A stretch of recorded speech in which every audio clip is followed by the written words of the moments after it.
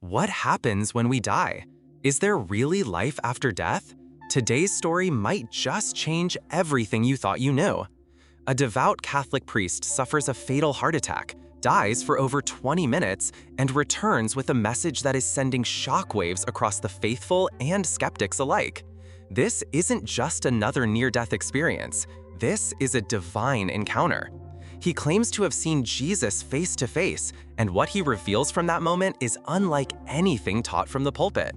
Stay with us as we break down the 5 most powerful revelations he received from the other side. The priest recounts that as he stood before the presence of Jesus, he expected condemnation, a judgment for every sin he'd ever committed. But to his astonishment, Jesus didn't judge him with words or anger. He radiated pure love. It wasn't judgment, it was understanding, he said. Jesus showed him every moment of his life, not as punishment, but as a way to help him understand how every action affects others. The priest said he felt his own regrets more deeply than any external judgment could deliver. This revelation shakes traditional ideas of fire and brimstone afterlife teachings. Instead, Jesus offered him a chance to grow from his mistakes and embrace grace. The priest's message, "We are not judged with wrath, but with divine love that holds us accountable not with fear, but with purpose." This profound twist on divine judgment left him forever changed, and he believes it's something the world desperately needs to hear. In those brief moments beyond life, the priest says he was taken to a place that words cannot fully describe, but he tries. He recalls a realm filled with music not made by instruments, colors never seen by human eyes, and a peace so profound it erased all earthly fears. It was more than a location, it was a presence. Heaven, according to him, wasn't gold streets and pearly gates, but the overwhelming awareness of God's love. He said, "Heaven isn't just a reward, it's the full reunion with the truth of who we are." This challenged even his own theology. He admitted he had taught doctrines that, while well-intentioned, missed the real essence of eternal life: union, not location. The experience reshaped his entire view on salvation, heaven, and our purpose on earth. He now urges people to prepare not by fear, but by aligning their lives with love, compassion, and truth. Heaven, he insists, is for those who live love. Yes, the priest confirms, hell is real, but not the burning pits of demons that many expect. He describes it as a state of deep isolation, a self-created separation from God. Hell, he said, was the absence of love. In his vision, he was shown souls who had rejected divine truth so completely that they locked themselves away in darkness, not because God put them there, but because they could not accept his love. The priest emphasizes that free will continues after death. God doesn't send us to hell. We choose it by what we've become. This chilling realization adds weight to how we live now. He said many souls he saw in this realm weren't evil in the dramatic sense, but were so absorbed in self, ego, or hatred that they refused light. It reframes our understanding of sin, not just as breaking commandments, but as rejecting the divine presence that calls us home. This part of his message is as terrifying as it is liberating, because it means we hold the key. One of the most urgent messages the priest returned with was about the underestimated power of prayer. He saw how prayers, from strangers, loved ones, even those said quietly and forgotten, became light in the spiritual realm. He witnessed how a single whispered prayer from a child brought comfort to a struggling soul in the afterlife. Prayer, he said, was like currency of grace. He confessed that even as a priest, he never fully grasped how prayer moved through dimensions, opening doors for mercy, healing, and even second chances. He urges everyone not to give up on prayer, even when it feels like nothing is happening. "You are creating miracles you may never see until you leave this world," he said. His experience gives new meaning to the phrase, "prayer changes things," because it literally does, both here and beyond. It connects us not only to God, but to each other in ways we can't begin to comprehend. The final and most powerful revelation the priest received was this: love is all that endures. Titles, possessions, religious rituals, none of it came with him. What did remain were moments of love, compassion, and selfless service. I was shown how every act of love echoed into eternity, he said, even the small ones. The smile you give, the forgiveness you offer, the time you spend listening, these become your eternal legacy. Jesus made it clear to him, love is the law of the universe, and everything else fades away. This simple truth, he says, is the heart of everything. He returned with a mission to tell others to stop chasing illusions and begin cultivating love in their daily lives. Heaven isn't earned, he concluded, it's remembered through love. This powerful insight challenges us all to look at how we're living and who we're becoming, because in the end, love is the only thing we take with us. One of the most puzzling insights the priest shared was that time, as we understand it, doesn't exist in the spiritual realm. I wasn't bound by past, present, or future, he said. Everything was now. He experienced events from his childhood, his priesthood, and even future choices he hadn't yet made, simultaneously. In the presence of Jesus, he said time bent into one divine moment of awareness. This altered his understanding of repentance and grace. It's never too late, he insists, because in God's eyes, your entire life is seen in one sacred glance. This revelation redefines how we perceive forgiveness. You are not trapped by your past. Divine love is timeless, and transformation is always within reach. The priest witnessed a vision of souls in a state of limbo, not condemned, but restless. These were people who had passed with unresolved pain, guilt, or attachments. He saw them longing for peace, but unable to fully move into the light. And then he saw something extraordinary. When people on earth prayed for these souls, rays of light pierced the darkness. It was as if the prayers helped them let go, he said. These weren't just religious ceremonies, they were acts of spiritual rescue. He now encourages others to pray not just for the living, but for those who have passed. You may be the one who sets someone free.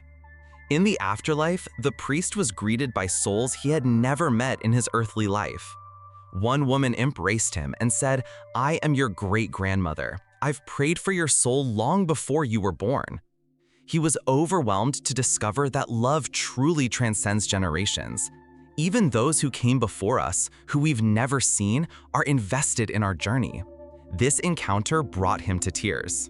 He described feeling surrounded by an ancestral love that had been guiding and protecting him all along. "You're not alone," he said. "You've never been alone. Your ancestors are watching and rooting for you." Jesus showed him a moment from his youth when he helped a homeless man by giving him food and sitting with him for a while. That small act of kindness seemed insignificant at the time. But in the afterlife, he saw how that man went on to recover, help others, and even lead a charity years later, all traced back to that one moment. Every good deed sends out waves, the priest said. Even what you think is small can set miracles in motion. This vision revealed how powerful our choices are and how deeply they influence the world, even beyond our knowledge. According to the priest's vision, life on earth is like spiritual school. Every challenge, relationship, and hardship is a divine opportunity to grow in love, humility, and wisdom. Earth is not a punishment, it's preparation, he said. We are here to learn, refine, and awaken to our divine nature. In the afterlife, he saw how moments of pain were actually openings for grace. What feels like suffering is often God chiseling away the ego to reveal the soul. This insight encouraged him to approach life not with fear or dread, but with openness to the lessons hidden in every experience. The priest describes a moment in his NDE when Jesus looked into his eyes and spoke his name. Not just the name he was given, but the true name of his soul. "In that moment, I knew I was fully known," he said. And not just him, he saw that Jesus knew every person on earth just as intimately. He saw the tears of a mother who had lost her child, the silent prayers of a lonely old man, the cries of a prisoner, and Jesus felt every one. He's not distant, the priest says. He is with you in every joy and sorrow.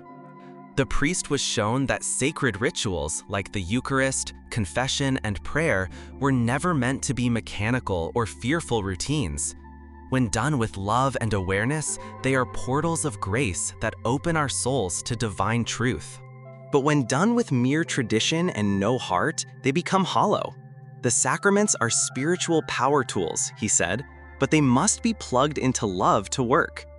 He encourages believers to reconnect with the depth behind each sacred act and not just go through the motions. The divine is present in every authentic moment of worship. In a deeply emotional moment, the priest saw children in the afterlife, some who had passed young, others lost in tragedy. But they weren't sad. They were radiant beings, full of light and wisdom. Some were even guiding their grieving parents or siblings on earth.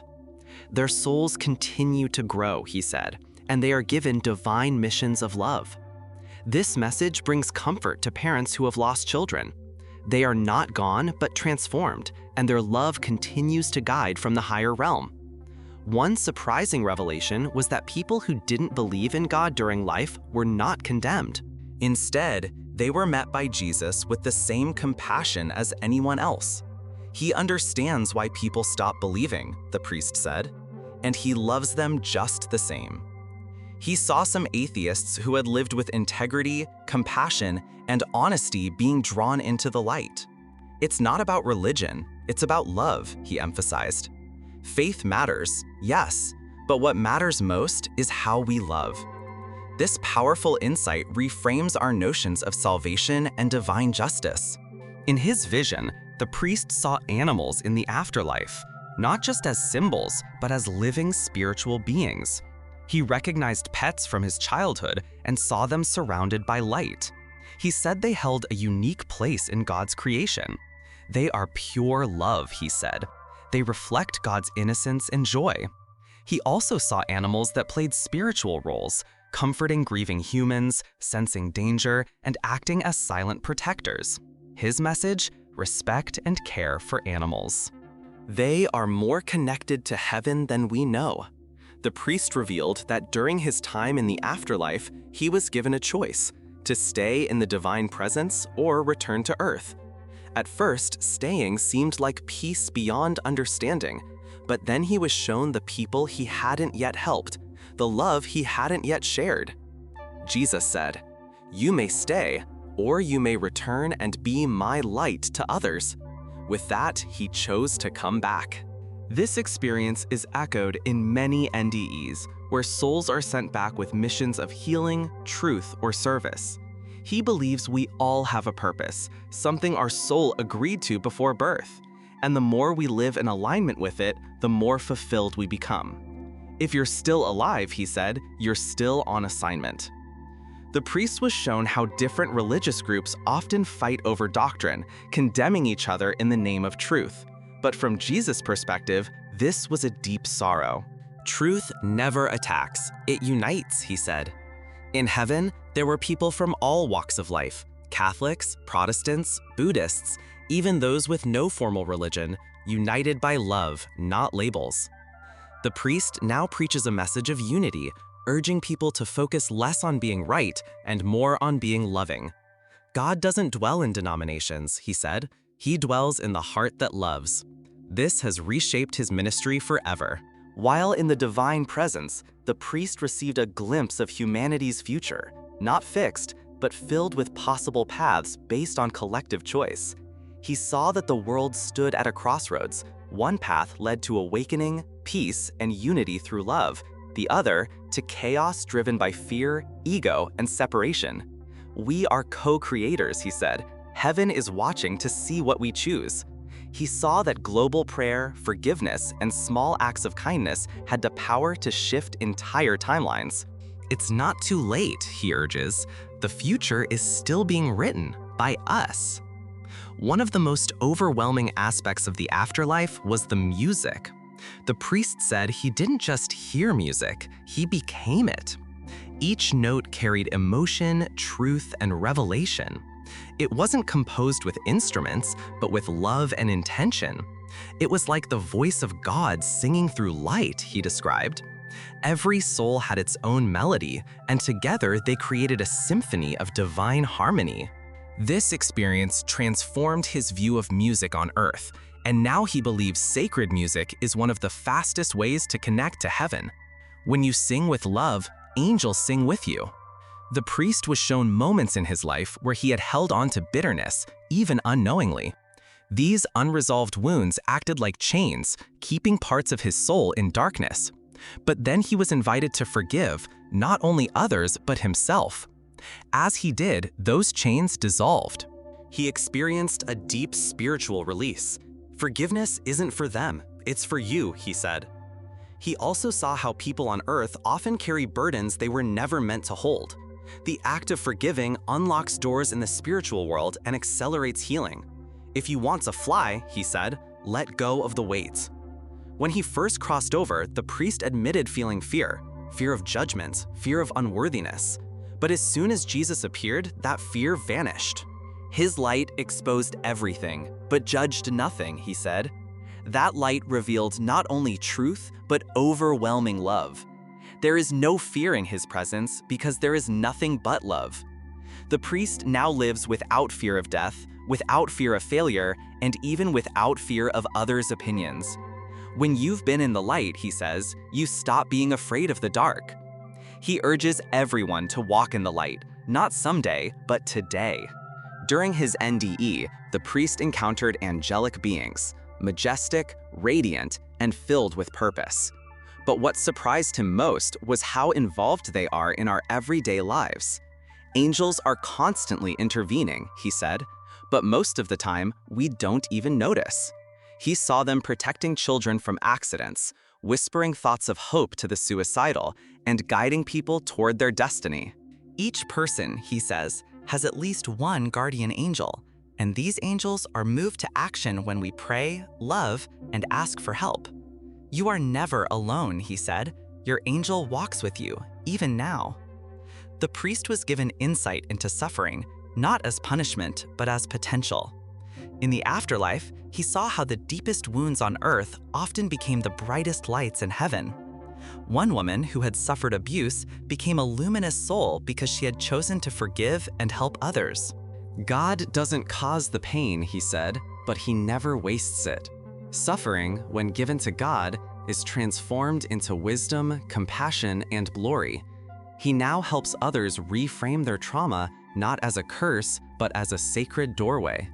Your scars can become your crown, he tells them. One of the most shocking realizations during his NDE was that the afterlife didn't feel like a dream. It felt more real than anything on Earth. It was like waking up, he said. Colors were more vibrant, thoughts more clear, emotions more alive. This world, in comparison, felt like a shadow. We think this is the real world, he said, but it's only a glimpse. This gave him a new appreciation for life and an urgent desire to live more awake. Heaven is the reality, he insists. Don't live asleep here. Above all, the priest said the most important truth he received in the afterlife was simple yet world-changing. You are loved. Not in a vague, general way, but deeply, personally, and eternally. Jesus didn't just love humanity, he loved me, he said. And that same love is extended to every soul without exception. This love isn't earned or lost, it simply is. The priest returned from death with a mission to remind people of this eternal truth. No matter who you are, what you've done, or what you believe, you are loved by the one who made you. That will never change. In the afterlife, the priest witnessed the physical form of prayer, and it wasn't just words.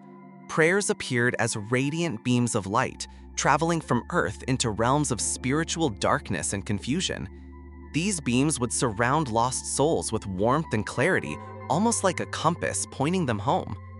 He realized that many people who feel forgotten or hopeless, both living and deceased, are being lifted by prayers they don't even know are being said.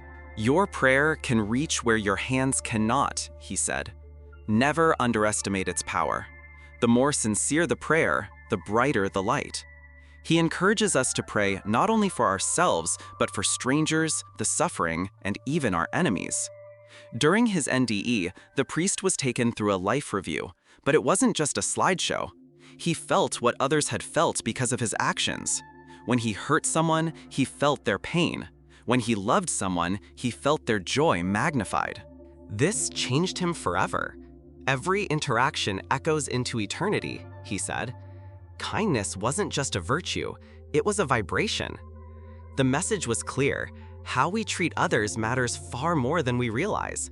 The smallest insult leaves a scar. The smallest encouragement plants hope.